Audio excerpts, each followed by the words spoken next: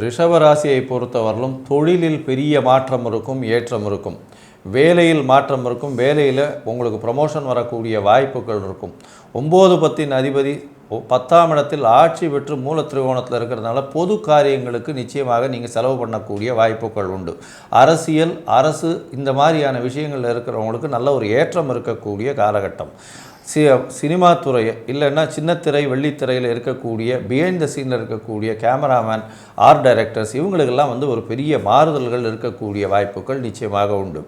இந்த காலகட்டத்தில் படிக்கக்கூடிய மாணவர்களை பொறுத்தவரையிலும் ரொம்ப ஜாகிரதையாக கடுமையான உழைப்பு ரொம்பவும் முக்கியம்.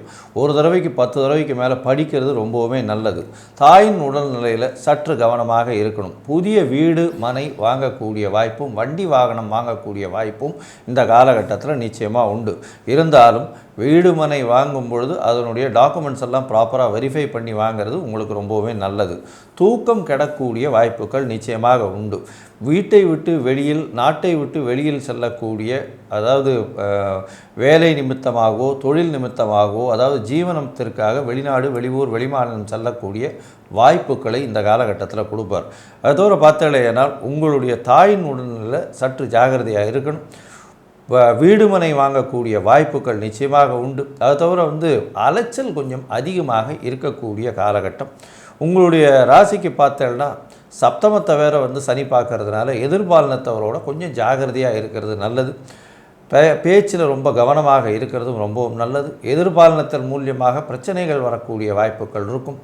எதிர்பாலினத்தவரை நம்பி ஒரு வேலையில் நீங்கள் இறங்கினீங்களே ஆனால் அந்த நேரத்தில் அவங்க செய்யாமல் விடக்கூடிய வாய்ப்புகள் உண்டு. அதன் மூலியமாக உங்களுக்கு அந்த எடுத்த காரியத்தில் தோல்வியை தழுவக்கூடிய வாய்ப்புகள் நிச்சயமாக வரும். ரொம்ப ஜாகிரதையாக இருக்கிறது நல்லது. பார்ட்னர்ஷிப் பிஸ்னஸில் பார்ட்னர் ரொம்ப ஸ்லீப்பிங் பார்ட்னர் மாதிரி இருப்பார். அவர் வேலையே செய்ய மாட்டார். அவர் உங்களுடைய உழைப்பை நம்பி அவர் உட்காந்துருப்பார். அது தவிர இன்வெஸ்ட்மெண்ட்டை கொஞ்சம் அதிகமாக போடுங்கன்ற மாதிரி பேசிகிட்டு இருப்பார்.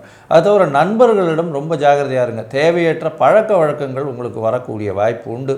தேவையற்ற நண்பர்கள் சாவகாசம் உங்களுடைய உடல் நலத்தை நிச்சயமாக கெடுக்கும். ஏன்னா தூக்கமும் போகும், உடல் நலத்தை கெடுக்கிறதுக்கு வாய்ப்புகள் மிகவும் அதிகம்.